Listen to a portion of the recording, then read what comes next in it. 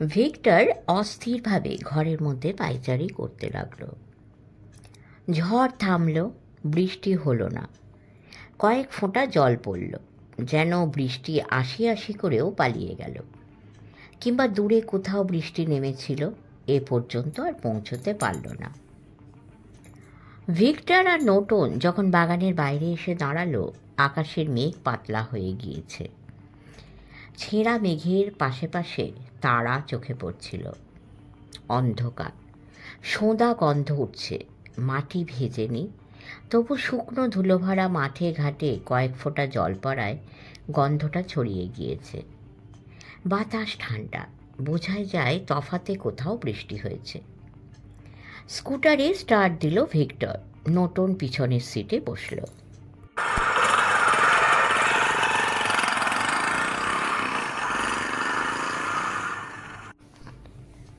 Victor বলল, বাড়ি পৌঁছতে পৌঁছতে 9:30-10টা বেজে যাবে। ভিআইপি ধরতে পারলে হু হু করে বেরিয়ে যাব। ভিক্টর এগিয়ে গেল। আলোর জোর সামান্য কম, রাস্তা দেখতে অবশ্য অসুবিধে হচ্ছিল না। মাঠ ঘাট এবড়ো খেবড়ো রাস্তায় রাত্রের দিকে গাড়ি চালাতে খানিকটা অসুবিধা হওয়া স্বাভাবিক। ধীরেই গাড়ি চালাচ্ছিল ভিক্টর।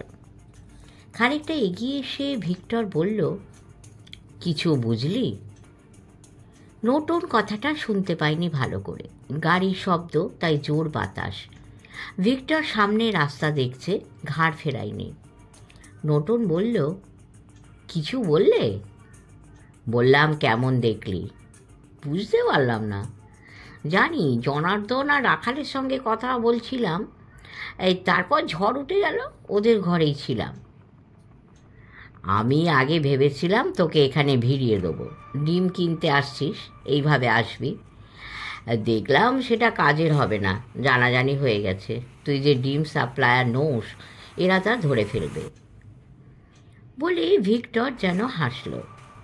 কথাবার্তা ভালো শোনা যাচ্ছে না, বোঝাও যাচ্ছে না। নোটন চুপ করে থাকল। আরও খানিকটা জায়গা এগিয়ে এসে একটা বাঁক, রাস্তার একটা পাশে ডোবা, ডান দিকে জমি যেন ঢালু হয়ে নেমে গেছে, ঝোপঝাড়। লোক দুটো কেমন দেখলি? ভিক্টর বলল, জনার্দন চালাক লোক, বুঝলে, আর রাখালটা মামুলি। চালাক কেন? বোলচাল দিচ্ছিল, বলছিল বারাসাত বসিরহাট থেকে হাওড়া লিলুয়া 20-25টা বাগান এসে কাজ করেছে। কি বাগান? ফলের বাগান। হাতের গুণ আছে, গাছ নষ্ট হয় না। আর ওর বাড়ি পুরুলিয়ার দিকে, এদিকে এসে কাজকর্ম করছে আজ 15-20 বছর। বয়স কত লোকটা? এই বছর 35। আমি লোকটাকে দেখেছি, তাগড়া। হ্যাঁ, ওর ঘরের টাঙ্গিও দেখলাম। টাঙ্গি? খাটের তলায় রাখা ছিল, কাঠের বাক্সের আড়ালে। ভিক্টর সামনের দিকে গর্ত মতো দেখল। গর্ত আর কয়েকটা ডালপালা। ডালপালায় রাস্তা আটকে ফেলেছে প্রায়। ঝড়ে এমন হয়নি, হওয়া সম্ভব নয়। রাস্তার গায়ে কোনো গাছ নেই। ভিক্টর সাবধান হয়ে গেল। আচমকা একটা শব্দ। প্রায় সঙ্গে সঙ্গে আলো নিভিয়ে দিল ভিক্টর। স্টার্ট বন্ধ করে দিল গাড়ি। নোটনও লাফিয়ে নেমে পড়ল। গাড়িটা সামান্য সরিয়ে ভিক্টর এপাশ ওপাশ তাকালো। শব্দটা বন্দুকে না পাইপ গানে? রাস্তার ডান দিকে ঝোপঝাড়, কিন্তু খানিকটা তফাতে বাঁ দিকে ঘন ছায়ার মতন পড়ে আছে ইঁদো ডোবা। কোন দিক দিয়ে শব্দটা এলো বোঝা গেল না। ঝোপের দিক থেকে আসতে পারে, যদিও ঢালু মাঠের ওপর ঝোপটা গজ 30 দূরে রয়েছে। ভিক্টর খুব নিচু ফিসফিসে গলায় বলল, নোটন। নোটন তার আগেই জামার তলা থেকে হাতিয়া বার করে নিয়েছে। চাপা গলায় বলল, এই তোমার কাছে টর্চ আছে? একটু দাঁড়া। ভিক্টর কান পেতে থাকলো। কোথাও কোনো শব্দ হচ্ছে কিনা শোনার চেষ্টা করছিল। বাতাসে শোঁ শোঁ শব্দ ছাড়া কোনো শব্দ কানে আসছে না। আকাশে এখনো ছেঁড়া ফাটা মেঘ, মাঝে মাঝে তারা। ওই তারার আলোয় অন্ধকার ফিকে হবার উপায় নেই। হঠাৎ নতুন বলল, ঝোপের দিকে, বলে পা বাড়াতে যাচ্ছিল। ভিক্টর চাপা গলায় বলল, ছটফট করিস না, দাঁড়া, এবার আমি একটা শব্দ শুনতে পাচ্ছি, খসখস করছে। নতুন বলল, আমি ঝোপটার দিকে এগোচ্ছি, আমায় দেখতে পাবে না, আমি যখন বলবো তুমি টর্চটা জ্বেলে দেবে। নতুন সাবধানে ধীরে ধীরে রাস্তা ছেড়ে ঢালু মাঠে নামতে লাগলো। ভিক্টর তার টর্চ বার করে নিয়েছে। স্কুটারটাকে রাখতে পারলে সুবিধা হতো, ঠিক মতন জায়গা পাচ্ছে না। অন্ধকারে কয়েক পা পিছিয়ে এসে সমতল জায়গা পেল ভিক্টর। স্কুটার দাঁড় করিয়ে রাখলো, রেখে নিজেও মাঠের দিকে নামতে লাগলো। কে গুলি চালালো, কেন? ভিক্টর প্রায় হামাগুড়ি দেবার ভঙ্গিতে এগিয়ে চলল। মাথার হেলমেটটা বাঁ হাতে, ডান হাতে 4 ব্যাটারির টর্চ, রিফ্লেক্টার লাগানো, জোর আলো হয়। নতুন চেঁচিয়ে উঠল, সঙ্গে সঙ্গে টর্চ জ্বালল ভিক্টর। ব্যাপারটা কি যে হলো বোঝা গেল না। ভৌতিক দৃশ্য যেন। ঝোপের আড়াল থেকে একটা বিচিত্র লোক বেরিয়ে এসে পালাতে লাগলো। একেবারে কালো পোশাক, আলখাল্লার মতন জামা। নতুন তার হাতিয়া ছুড়ল। লোকটা দাঁড়ালো এক মুহূর্ত, একটা হাত তুলল একবার, বোধহয় কাঁধের কাছে লেগেছিল। দাঁড়ালো না, ছুটতে লাগলো লম্বা লম্বা পা ফেলে। দেখতে দেখতে দূরে চলে গেল, কোথায় যে মিশে গেল কে জানে। ভিক্টর টর্চের আলো ফেলেও আর লোকটাকে খুঁজে পেল না। নতুন পালিয়ে গেল। নতুনের গলায় আফসোস। একে টর্চের আলো, তাই লোকটা দৌড়চ্ছে। কি করি বলো? তুই ঠিক আছিস? বিলকুল, আর একটু হলে ধরতে পারতাম। লোকটা দৈত্য নাকি রে? তাই তো দেখলাম, কি লম্বা, মাথার পেছন দিকে ঝাঁকড়া চুল। ভিক্টর আর নতুন ঝোপের এপাশ ওপাশ দেখল। বিড়ির টুকরো, দেশলাইয়ের পোড়া কাঠি ছাড়া আর কিছু চোখে পড়ল না। নতুন তার হাতিয়া কুড়িয়ে আনলো। ভিক্টর বলল, আমাদের জন্যই লোকটা বসেছিল। এই গুলি চালিয়ে ঘায়েল করতে চেয়েছিল দাদা। চেয়েছিল, কিন্তু ও গুলি চালাতে জানে না। অন্ধকারে অত দূর থেকে গুলি চালিয়ে কাউকে ঘায়েল করা সহজ নয়। ও ভেবেছিল আমরা তখন বাধ্য হয়ে রাস্তার মধ্যে দাঁড়িয়ে পড়ব, স্কুটারের হেডলাইট জ্বলবে, তখন আলো দেখে আমাদের তাক করে ও গুলি চালাবে। একেবারেই গাধা। টেলিস্কোপিক রাইফেল হলে পারত। ভিক্টর আর নতুন ফিরে আসার সময় শুনল দূরে কোথাও বিশ্রীভাবে একটা কুকুর ডাকছে। কুকুরের ডাকটা ভয়ঙ্কর, মাঠে ঘাটে যেন ছড়িয়ে যাচ্ছিল।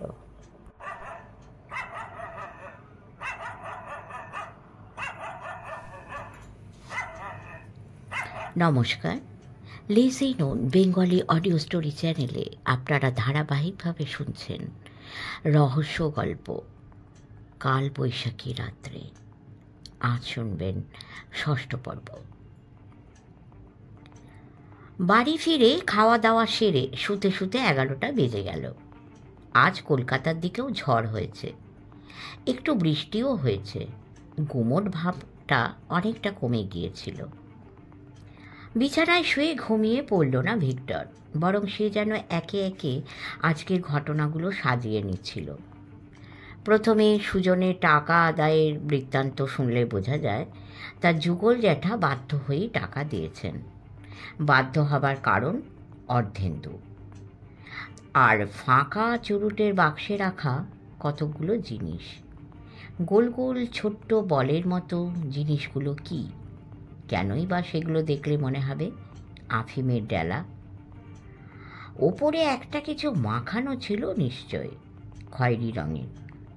মোটা মোটা কলমই বা থাকবে কেন চুরুটের বাক্সে? জিনিসগুলো কি তা আন্দাজ করা মুশকিল, তবে এটা স্পষ্ট বোঝা যাচ্ছে যুগলবাবু আর অর্ধেন্দুর কাছে 1035 টাকার চেয়েও ওগুলো মূল্যবান। সুজন যেন কোনো রকম সন্দেহ না করে কিংবা ওগুলো নিয়ে মাথা ঘামাতে না পারে, শুধু সেজন্যই তাড়াতাড়ি অর্ধেন্দুর কথা মতন টাকাটা দিতে রাজি হয়ে গেলেন যুগলবাবু। টাকা দিয়ে একটা চুক্তি, অর্থাৎ পাওনা টাকা শোধ হবার রসিদ, লিখিয়ে নেবার সঙ্গে মূল ব্যাপারের সরাসরি কোনো সম্পর্ক নেই বোধহয়। ধরিবাজ ব্যবসায়ী লোকমাত্রই যেমন হতে পারে, সেই রকমই লোক ওরা, অর্থাৎ যুগলবাবুরা। সুযোগ যেটুকু পেয়েছে কাজে লাগিয়ে নিয়েছে। ভিক্টরকে জানতে হবে যুগলবাবু আর তার ভাগ্নে মিলে সত্যি কোনো স্মাগলিংয়ের কারবার করেন কি না, করলে তাঁরা কী ধরনের চোরাই কারবারের সঙ্গে জড়িয়ে আছেন। কিন্তু ভিক্টরের পক্ষে এর হদিশ করা কঠিন। দেখা যাক মাধব শর্মা কিছু বলতে পারেন কিনা। যুগলবাবুদের ঘটনাটা সরিয়ে রাখলে অন্য ঘটনা যা পরিষ্কারভাবে ভিক্টর বুঝতে চেষ্টা করছে তা হলো মুস্তাফির অন্তর্ধান রহস্য। এই রহস্যের মধ্যে জটিলতা অনেক, তবু একটা কথা এখন ধরা যাচ্ছে, মুস্তাফিকে সেদিন বাগানের বাইরে কেউ আক্রমণ আচমকা আড়াল থেকে। ধস্তাধস্তিও হয়েছিল, নয়তো বাঁধানো দাঁতের টুকরো আর চশমার ভাঙা কাঁচ পাওয়া যেত না। ধস্তাধস্তির পর মুস্তাফির কি হলো? সে কি পালালো, না তাকে গুম করা হয়েছে? ভিক্টর যেন নিজেই চমকে উঠল। গুম করার কথাটা তো তার একবারও মনে হয়নি আগে। এমন তো হতে পারে মুস্তাফিকে গুম করা হয়েছে আর সেজন্যই লোকটার কোনো পাত্তা পাওয়া যাচ্ছে না, যদিও লোকটা জাল। ব্যাপারটাকে যদি এইভাবে সাজানো যায়, একটা লোক, তার আসল নাম যাই হোক, মুস্তাফি নাম নিয়ে সুজনের কাছে এসেছিল। নিশ্চয়ই কোনো উদ্দেশ্য নিয়েই এসেছিল। বাগানে দালালি সে করে না, তার অন্য কোনো মতলব ছিল। কি মতলব সেটা কেউ জানে না, কিন্তু যাবার সময় সে সুজনের ছাতা আর টর্চ চেয়ে নিয়ে যায়। কেন? এই মুস্তাফি যখন ফিরে যাচ্ছিল তখন তার ওপর আচমকা কেউ চড়াও হয়। ধস্তাধস্তি হয়েছিল মুস্তাফির সঙ্গে। মুস্তাফি চশমার কাঁচ ভেঙে যায়, একটা বাঁধানো দাঁত খুলে মাটিতে পড়ে গিয়েছিল। সেই মুস্তাফির আর পাত্তা পাওয়া যাচ্ছে না। সে কোথায় গেল? মুস্তাফি কোন তরফের লোক? কে তাকে পাঠিয়েছিল? যুগলবাবুরা? কেন? ভিক্টর এই রহস্যের কোনো উত্তর খুঁজে পাচ্ছিল না। সে এটাও বুঝতে পারছিল না ভিক্টরদের উপর আজ হামলা করার চেষ্টা করা হয়েছিল কেন। সুজনের হয়ে ভিক্টর কাজ করছে বলে? অন্য কোনো কারণ থাকতে পারে না। তার মানে ভিক্টরকে ভয় দেখাবার চেষ্টা করা হচ্ছে। তাকে ঘায়েল করারও ব্যবস্থা করা হয়েছিল, কিন্তু বোকার মতন। ওই লোকটাই বা কি? দৈত্যের মতন দেখতে। অন্তত অন্ধকারে ফাঁকা মাঠে টর্চের আলোয় লোকটাকে সেই রকমই দেখাচ্ছিল, যদিও তার মুখ ভিক্টররা দেখতে পায়নি। যদি বা দেখা যেত, দূর থেকে কি কিছু বোঝা যেত? ভিক্টরের কানে গেল বারান্দায় রাখা দেওয়াল ঘড়িতে 2টো বাজল।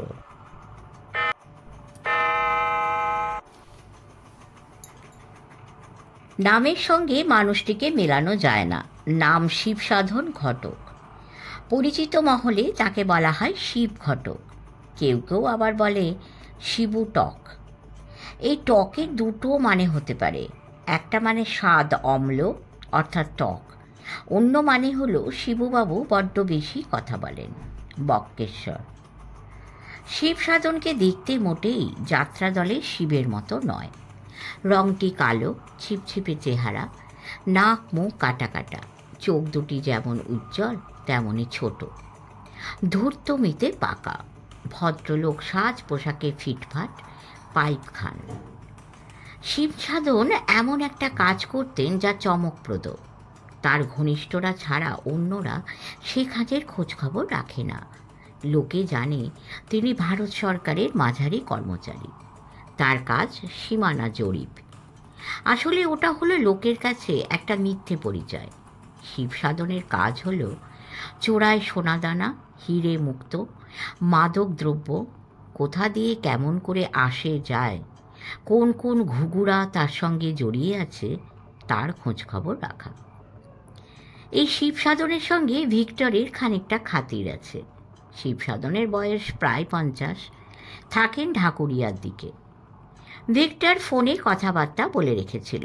কলকাতাতেই এখন আছেন শিবসাধন। দেখা করতে সময় দিয়েছিলেন সন্ধ্যের দিকে। ভিক্টর সন্ধ্যের গোড়ায় শিবসাধনের বাড়িতে এসে হাজির। শিবসাধন নিজেই অভ্যর্থনা করলেন।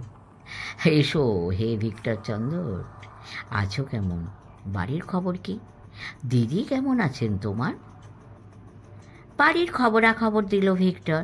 শিবসাধন নিচের ঘরে বসলেন না, সিঁড়ি দিয়ে সোজা দোতলার পেছনের বারান্দায় নিয়ে গিয়ে বসালেন ভিক্টরকে। বললেন, নিচের ঘরে বসলেই দাশগুপ্তরা এসে হাজির হয়, তারপর তাস। দোতলায় ভালো, কেউ ডিস্টার্ব করবে না। শৌখিন মানুষ শিবসাধন, সাজিয়ে গুছিয়ে পরিচ্ছন্নভাবে থাকতে ভালোবাসেন। বাহুল্য থাকে না, কিন্তু রুচি থাকে। দোতলায় বসে খানিকক্ষণ সাধারণ কথা হলো। ভিক্টরকে বেশি কথা বলতে হলো না, শিবসাধনই বকে গেলেন। প্রায় 20-25 কথা বলার পর শিবসাধনের খেয়াল হলো ভিক্টর এসেছে দরকারি কথা বলতে। বললেন, ওহে, আমি রাজধানী এক্সপ্রেসের মতো চলছি, হ্যাবিটা যাবে কোথায়? নাও, তোমার কথা বলো। আমি একটা ইনফরমেশনের জন্য এসেছি। সে তো বুঝতেই পারছি, তা কী ইনফরমেশন? যুগল কিশোর বলে কারো নাম শুনেছেন? যুগল কিশোর? কে যুগল কিশোর? ভিক্টর যুগল কিশোরের পরিচয় দিল, তাদের ব্যবসাপত্রের কথা বলল, কোথায় বাড়ি তাও বলল। শেষে বলল, যুগলবাবুর এক ভাগ্নে আছে, নাম অর্ধেন্দু। তাকে আমি দেখিনি, শুনেছি লোক বিশেষ সুবিধের নয়। পাইপে তামাক ভরতে ভরতে শিবসাধন যেন যুগল কিশোরের কথা ভাবছিলেন। বললেন, এরকম কাউকে আমি চিনি না, পাকা স্মাগলারদের খবর রাখি হে। তুমি যা বলছো তাতে মনে হচ্ছে ওরা চুনোপুটি। আমি নাম দিয়েছি ডায়েল, টেলিফোনে ডায়েল আর কি। ওরা কালেক্ট করার কাজ করে, ওদের কথা আমি বলতে পারবো না। আপনি খোঁজ করে আমায় বলতে পারবেন? চেষ্টা করতে পারি, তা তোমার প্রবলেমটা কি? ভিক্টর আগাগোড়া ঘটনা বলল না, অনেক বলতে হবে, ছোট করে যা বলার বলল। শেষে বলল, আমি বুঝতে পারছি না এমন কি জিনিস ওই খয়েরি রঙের বা ধরুন চকোলেট রঙের গোল গোল গুলি সায়া মতো। ভিক্টরকে কথা শেষ করতে দিলেন না শিবসাধন। বললেন, তুমি নিজে তো চোখে দেখোনি। না, কেমন করে দেখব? তুমি যে জিনিসের কথা বলছো সেটা চোখে দেখলে বোঝা যেত। তবে আমি তোমায় বলছি, যে কোনো দামি পাথর লুকিয়ে রাখার জন্য তুমি পেস্ট ধরনের জিনিস সহজেই ব্যবহার করতে পারো। সেটা যদি চকোলেট পেস্ট হয় তাতেও কোনো ক্ষতি নেই।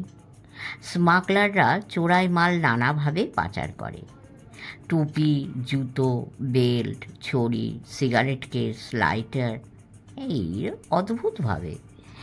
আমি একবার একটা লোককে ধরেছিলাম, খোঁড়া সেজে আসছে, এক পায়ের গোড়ালিতে প্লাস্টার, পায়ের পাতার তলায় খড়মের মতো কাঠ, হাতে অ্যালুমিনিয়ামের ছোট ক্রাচ।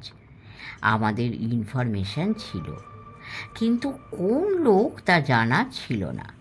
লোকটাকে আমার সন্দেহ হলো, চিনেম্যানের মতো দেখতে। এয়ারপোর্টে তাকে ধরলাম, তার পায়ের প্লাস্টারের মধ্যে পলিথিনের পাতলা শিট। ব্যাটা সেই পলিথিনের পাতলা শিটের মধ্যে করে ড্রাগ পাচার করছে, ভাবতে পারো? ভিক্টর যেন কেমন চমকে উঠল। প্লাস্টার? অর্ধেন্দুর না হাত ভেঙেছে? হাতে তো প্লাস্টার ছিল, কিন্তু সুজনের সঙ্গে মামা ভাগ্নের ফয়সালা হয়েছে অনেক আগে। অর্ধেন্দুর হাত ভাঙার ঘটনা হালে। তাহলে শিবসাধনের স্ত্রী নিজের হাতে চা এবং জলখাবার নিয়ে এসেছিলেন। চেনেন ভিক্টরকে। চা ঢেলে দিয়ে বসলেন, কথা বললেন খানিকক্ষণ, তারপর উঠে গেলেন। চা খেতে খেতে ভিক্টর বলল, আপনি কি বলতে পারেন হালে মানে মাসখানেকের মধ্যে কোনো বড় ঘটনা ঘটেছে স্মাগলিংয়ে? একেবারে হালে নয়, তবে মাস 2 আগে মিস্টিরিয়াসলি কিছু বার্মিজ চুনি এসে পড়ে। একজন নটোরিয়াস স্মাগলার কেমন করে সেগুলো বার করে নিয়ে যায় এয়ারপোর্ট থেকে জানা যায়নি, কিন্তু আজব ব্যাপার, কলকাতায় আসার পথে সেগুলো চুরি যায়। কেমন করে?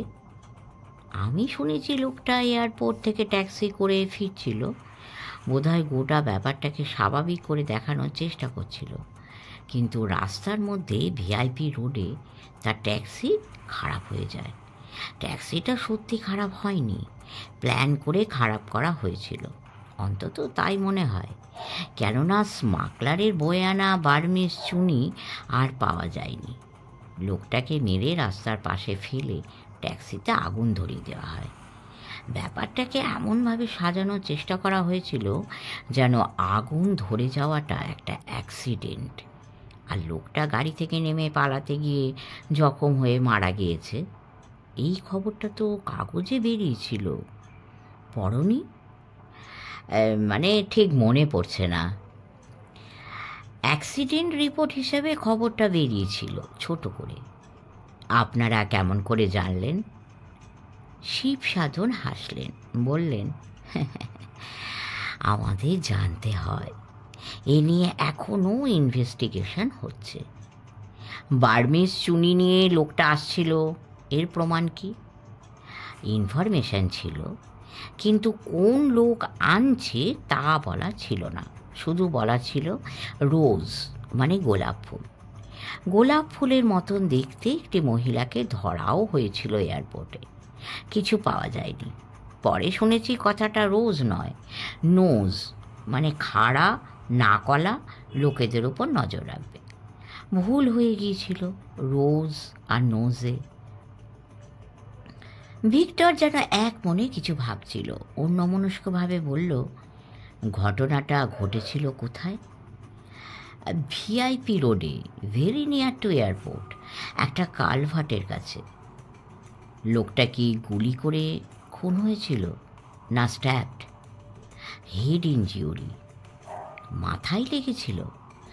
হ্যাঁ, মাথার পেছন দিকে। হাতে পায়েও সামান্য চোট ছিল, কিন্তু সিরিয়াস নেচারের নয়।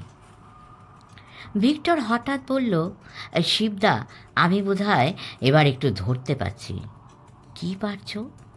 যে জায়গাটার কথা আপনি বলছেন ট্যাক্সি পোড়ানো হয়েছিল, সেই জায়গাটার 40-50 গজের মধ্যেই সুজনের বাগানে যাওয়ার রাস্তা শুরু হয়েছে। তাই নাকি? হ্যাঁ, আমি কদিন ওদিকে আসা যাওয়া করছি। কালভার্ট আমি দেখেছি, পাশেই একটা বিরাট নিম গাছ। রিয়েলি? তাছাড়া যেভাবে স্মাগলারটাকে খুন করা হয়েছিল, আপনি বলছেন হেড ইনজিউরি, মাথার পেছন দিকে, ঠিক সেইভাবে সুজনের বাগানের বাইরেও একটা লোককে খুন করা হয়েছে। মনে হচ্ছে দ্য সেম কিলার। লোকটা মাথার পেছন দিকে মেরে মানুষ মারায় হাত পাকিয়েছে। প্রফেশনাল কিলার। আপনি জানেন, যারা খুন করে তাদের প্রত্যেকের এক একটা ব্যাপারে হাত জজ থাকে। শিব সাধন মাথা হেলালেন, বললেন, রাইট রাইট, এক একটা গ্রুপের এক এক রকম ওয়ে অফ কিলিং। দুটো জিনিস খুব মিলে যাচ্ছে, জায়গা আর খুন করার পদ্ধতি। একটা জিনিস শুধু মিলছে না। কি? চোরাই বার্মিজ চুনি এতদিনে কলকাতার মক্কেলদের হাতে থাকার কথা। তা যদি থাকে, তাহলে সুজনের বাগানের কাছে খুন খারাপি হবে কেন? শিব সাধনের পাইপ নিভে গিয়েছিল, আগুন নিয়ে নিলেন, বললেন, এমন তো হতে পারে কলকাতার বাজারে, মানে মক্কেলদের হাতে এসে পৌঁছয়নি, কিংবা কিছু এসেছে, কিছু থেকে গেছে ওদিকে। ভিক্টর মাথা নেড়ে বলল, হতে পারে। পরের দিন সকাল থেকে ভিক্টর তোড়জোড় শুরু করলো। নোটনকে পাঠালো মাধবচন্দ্র শর্মার কাছে চিঠি দিয়ে। বেশি কিছু লিখল না, শুধু লিখল, আজ বিকেলে আপনি একবার অবশ্যই আমার বাড়িতে আসবেন, জরুরি দরকার। নোটন চলে যাবার পর ভিক্টর তার চেনা মোটর গ্যারেজে ফোন করলো। গাঙ্গুলি ছিল। পেয়ে গেল ভিক্টর। গাঙ্গুলি? হ্যাঁ বলুন দাদা। একটা জিপ দরকার, বিকেল 3টের মধ্যে। জিপ? হ্যাঁ, ভালো রানিং কন্ডিশন হওয়া দরকার, 24 ঘন্টার জন্য, ভাড়া যাই হোক।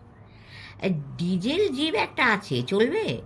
চলবে, ড্রাইভার লাগবে না, শুধু আমার বাড়িতে এনে গাড়ি পৌঁছে দিয়ে যাবে। ঠিক আছে, ব্যবস্থা করছি। শেষ হলো ষষ্ঠ পর্ব। এর পরের পর্বই হবে অন্তিম পর্ব। দেখুন রহস্যভেদ কিভাবে হয়। সবাই ভালো থাকবেন, সাবস্ক্রাইব করে আমাদের পাশে থাকবেন। নমস্কার।